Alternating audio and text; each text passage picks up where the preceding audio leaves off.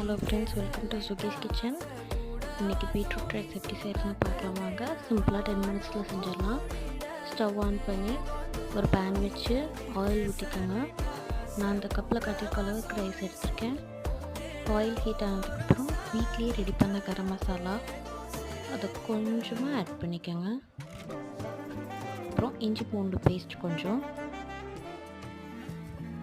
Onion அதை போட்டு first சாட்டே பண்ணிடுங்க கொஞ்சம். அதை அப்புறம் தக்காளி, ஒரே ஒரு பச்சை மிளகாய் அதையும் சாட்டே பண்ணிவிடுங்க.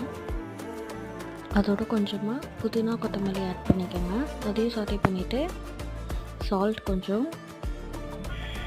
மஞ்சத்தூள், மிளகாத்தூள் கொஞ்சமாக ஆட் பண்ணிக்கோங்க.